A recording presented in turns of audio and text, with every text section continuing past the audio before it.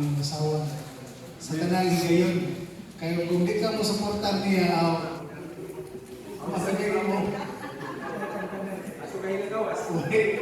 Why mo mo? Why personal? So, why lain?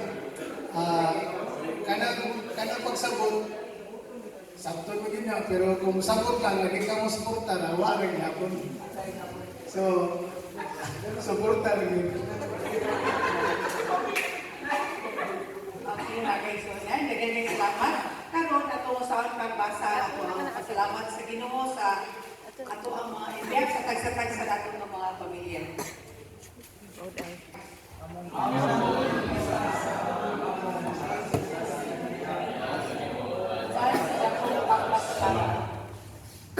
Salamat sa lahat sa pinagpili. Sa matagpulang na among nagkakalaan. Sa mga katawa sa pinakis sa lasisa. O sa ilong ng kamay, na nagkalaw at kalinaw. Ikaw ang among nagpapanan sa panahon sa Diyos. Among sugas sa mga galibog, among kalipay sa mga panalangin. Nagpasalamat kami sa mga na nag-iusap sa among pamilya. Sa puso na itinirapat, aron sa kapatid at makataglaw, o sa grasya na nagparos sa among mga kakulangan.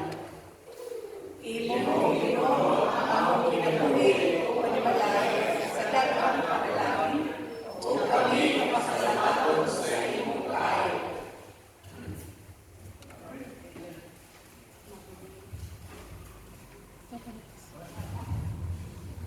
Di usahay masaktan apan tungod sa imong grasya, tungod sa imong kaluoy, tungod sa imong gugma, naakas sa amo nga magtag-usa ka panimalay ug hangtod karon kami nagabalog nga malikon ang nagsatag sa panimalay.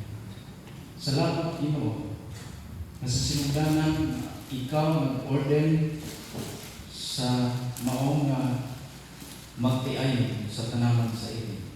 O walay ni bisan kinsa nga makaguba niini. Tungod kay kini usa ka sagrado. Ako nag-aampo Ginoo labi na sa mga amahan nga sa matag adlaw sila mobiyahe tungod sa pagpanginabuhi. Padati sila sa manunta Ginoo sa matag adlaw. Lagay sila o maayo ng panglawas. Usap sa mga inahan. Ang uban